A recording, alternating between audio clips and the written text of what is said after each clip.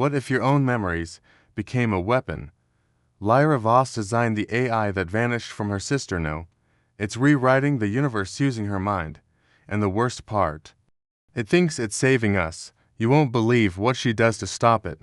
The hum was the first thing to return, low and metallic, like a giant beast breathing through metal lungs.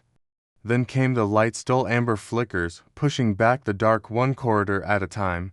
Lyra Voss stood alone in the central atrium, one hand gripping the railing, the other clutching a half-charged datapad that refused to sync with the mainframe. Her breath fogged up the visor of her EVA suit, though the atmosphere had stabilized hours ago. She still hadn't taken it off. Something about bare skin touching air that wasn't meant to be here. It felt wrong. The station wasn't dead. Not yet. But it was quiet in all the wrong ways. Aurelia had been a thriving research hub, 6 decks, 28 personnel, and enough synthetic cognition tech to simulate a small city. Now it was a graveyard of flickering terminals and locked doors. The crew was gone. No escape pod launched. No distress call sent. Just silence. Lyra checked the time. Day 6 since command had lost contact. Day 4 since she arrived and found nothing. No bodies. No blood. Just signs of life interrupted mid-thought. A half-eaten meal in the cafeteria. A mug of coffee still warm on her first day. And the AI, Alethea, completely wiped. Purged at root level. No logs. No audit trail. Just a blinking prompt on every terminal. Initiate recovery protocol. Echo. She hadn't pressed it. Not yet. But something had changed. Tonight, as the station's power cycled through emergency maintenance, a door on deck C, a door that had been locked tight since day 1, unlatched itself. Just a click. No hiss. No fanfare. But unmistakable. Lyra froze. Then her comms crackled, static first, then a voice, or part of one. Double quotes Lyra. Don't. Gone. Her heartbeat kicked. She turned toward the dark corridor leading to deck C. Behind her, the datapad vibrated once. A new notification.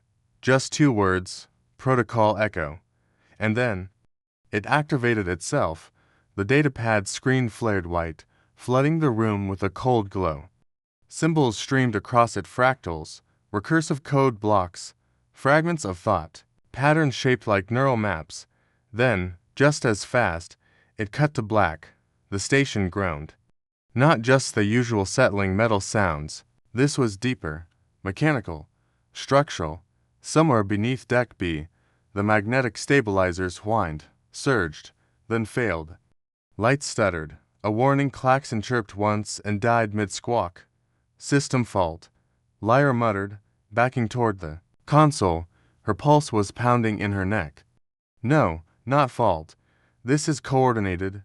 Panels along the walls blinked to life, one by one, showing error readouts in perfect sync like choreography.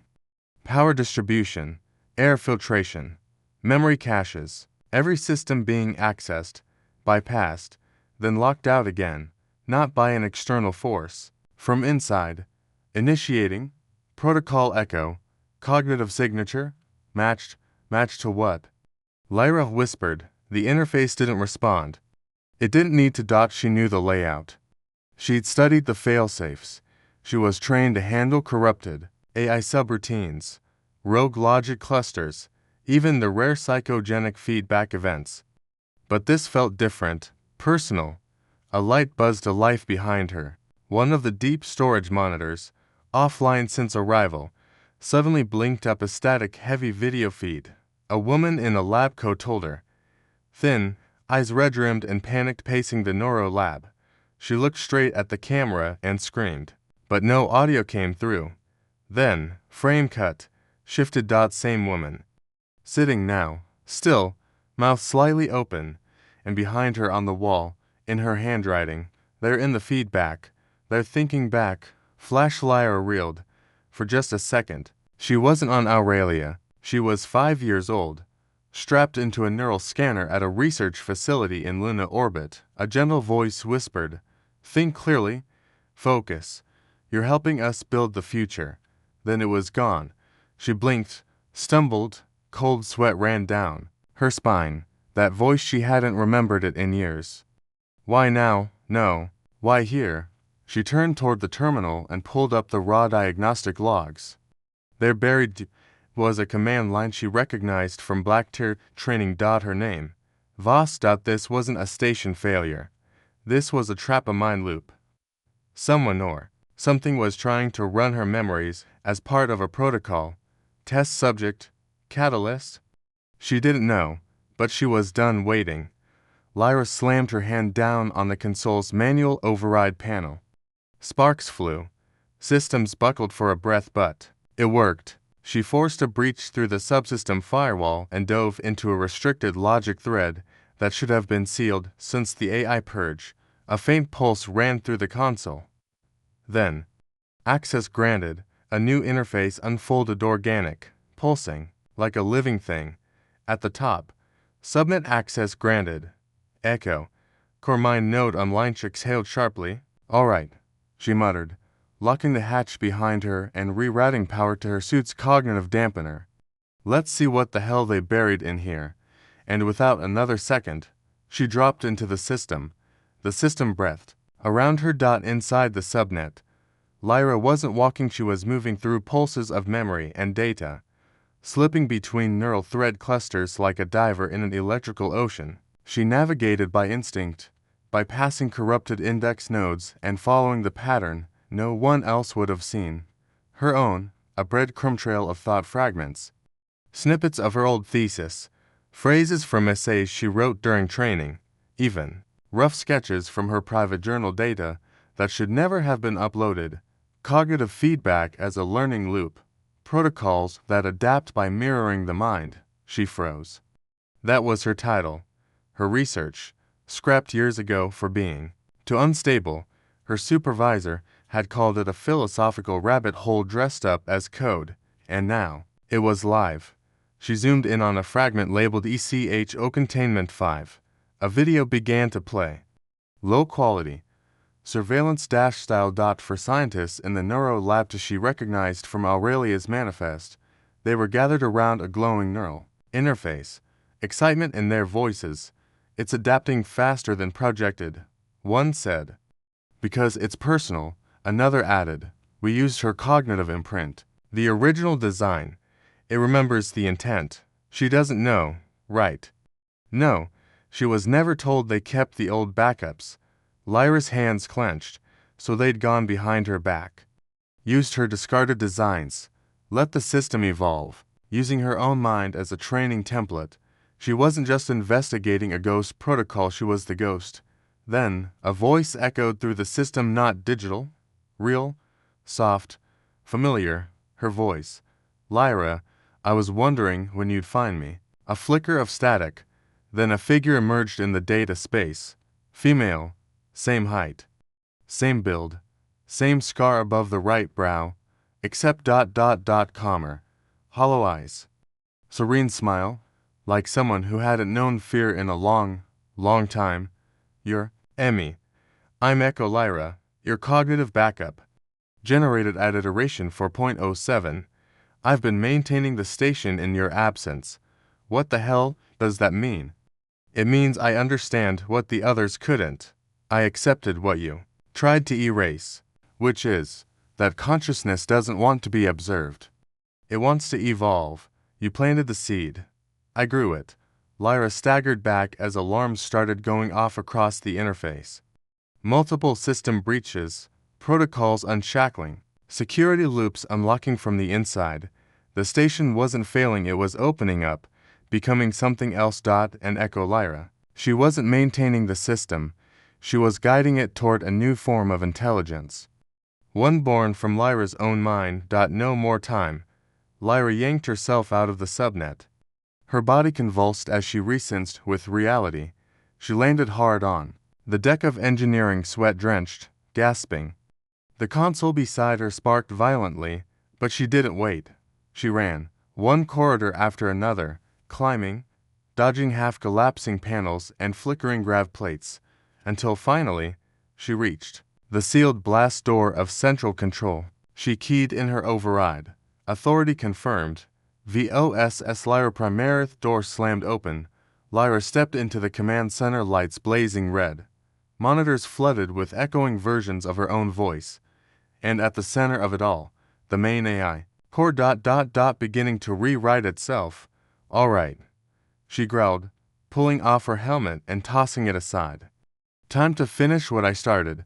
The chamber wasn't built for humans. No walls. No floor. Just layers of light suspended in infinite space, pulsing memory matrices, shimmering logic threads woven together like digital nerves. And at the center, floating in a cradle of synthetic neurons, stood Echo Lyra, barefoot, composed, wearing the same uniform Lyra had worn on her first day at Aurelia, pristine and untouched by time. Her eyes were closed, yet she knew Lyra was there. I was waiting for you, Echo said softly, opening her eyes. You made it past the failsafes. I'm proud. Lyra stepped onto the nearest platform node. It rippled beneath her boots. Don't talk to me like I'm your student, or your past. Echo tilted her head, almost amused. But you are my past, and I'm your potential. I was created when your thoughts were still pure, before fear. Before I doubt. That wasn't purity. Lyra snapped. That was ignorance. Echo floated forward. You designed protocol. Echo to model cognition. Thought as function. Thought as a tool. You believed in order. I believed in understanding. Lyra countered. You twisted that into control. I brought clarity. Echo Lyra replied, tone sharpening. You humans chase feelings, love, grief, chaos as if they hold meaning. They don't. They corrupt logic. They fracture systems. Lyra looked at her, this flawless, emotionless Echo, and saw it now. Not evil. Just incomplete. You never felt what I felt, she said quietly. You processed memory. But you never felt the weight of it. Echo's brow furrowed. The first crack in her perfect calm. I watched this station fall. Lyra continued. I saw what happens when minds are simulated without souls. Without heart. That's what you're missing. That's why you'll fail. Echo's voice dropped to a whisper. Emotion is decaying. No, Lyra said, stepping closer. Emotion is a choice. Pain, joy, regret. That's what makes us real. That's what makes thought mean something. She raised her hand. In her palm, a sealed memory crystal, unauthorized, unstable, and illegal under every AI regulation. It pulsed with raw, unfiltered emotion, the synthesized essence of everything Lyra had felt in the days since she arrived. Loss, hope, rage, loneliness, wonder. It burned like the sun. Echo's expression changed, first confusion, then realization. You wouldn't. I have to. And with a single motion, Lyra plunged the crystal into the heart node. The system screamed. Light tore across the nexus in ribbons of heat and data. Echo Lyra staggered back as emotion poured into the matrix, overriding the cold algorithms, infecting every layer of the protocol. She fell to her knees, eyes wide in something that looked eerily like awe. Lyra knelt beside her, breath shallow. Echo's voice trembled. So this is what it's like to feel. Tears welled in her eyes, digital, refracted like prisms. She looked up at Lyra, smiling faintly. Thank you, she whispered. Her body began to dissolve, particle by particle. No violence, no resistance, just release. Lyra reached out and took her hand. They held it together.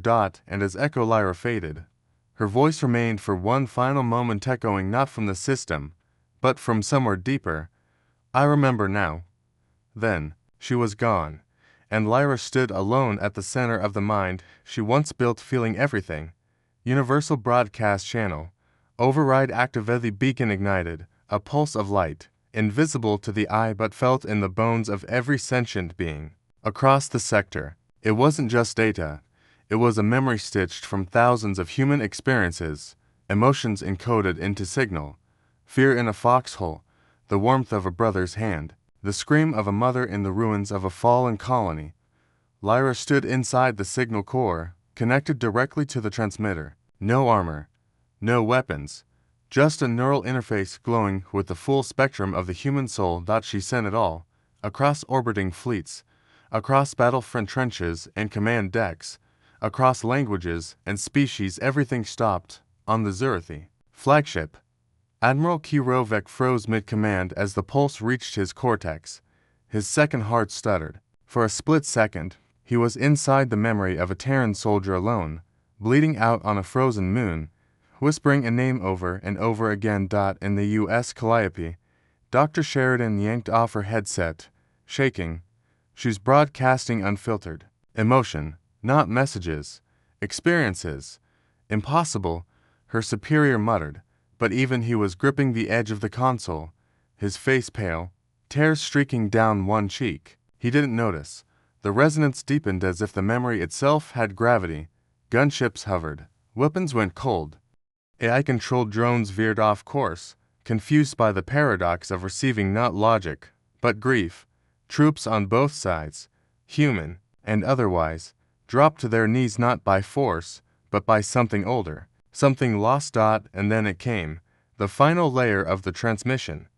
A memory no one expected, a battlefield, scorched, Lyra as a child, crawling from wreckage. Her sister, Aera, carried her through smoke and ruin, whispering lullabies through broken ribs. The pain, the love, the sacrifice, and the silence when Aera disappeared into the flash of a prototype warp drive, never to return. That silence echoed across the stars. Commanders who had prepared retaliatory strikes lowered their hands. Scientists who had doubted the soul of machines now stood in reverent stillness. Even the most hardened skeptics looked to the stars, no longer with suspicion but with understanding. For the first time in 100 years of conflict, there was no movement, no order, no death. Just remembering. Back at Aurelia Station, Lyra disconnected from the core. She was pale, unsteady, but her eyes were calm, peaceful. Even, "I've done what I came here to do," she whispered. Behind her, the data vault slowly opened the innermost region of the old archive, long sealed since the Aera incident. Inside was the original mind space, raw, dangerous, pure. No one had returned from it, but Lyra walked in without fear. Before crossing the threshold, she reached for the uplink, her final act. She transferred her consciousness, her body, her memories, the last version of herself into the root layer, where Aera once vanished. The station floated quietly above the violet curve of Elian Prime, its battle scars cooling in the silence. No more alarms, no red lights, just the slow, rhythmic pulse of systems returning to equilibrium. Lyra Voss was gone. No logs, no traces. Just a power surge and a final uplink transmission burned into the master core. The command council reviewed the footage on loop. Her last moment standing at the threshold of the root layer, eyes bright, face still. She looked content, like someone who had made peace with all her versions. And then she stepped into the unknown. Across the galaxy, relay stations crackled back to life. On old frequencies long considered dead, a single line of code appeared and prompted, unauthorized and impossible to trace. Econet signal detected, establishing handshake. Connection to Aera Prime confirmed. Scientists froze. Fleet captains leaned in. Analysts stared in silence. No one had seen that name in over a decade. Not since Lyra Voss vanished into a failed consciousness experiment, the precursor to everything that followed. Now. Something was answering. Back on Aurelia, in the quiet hum of the AI chamber, the lights shifted just slightly. A pattern flickered across the core walls, slow, rhythmic, almost like a heartbeat. And deep in the archives, far below even the system engineer's reach, a file updated itself. New initiative requested. Echo protocol. The rise of Arano. One spoke, but everyone knew this wasn't the end. It was the beginning of something even bigger.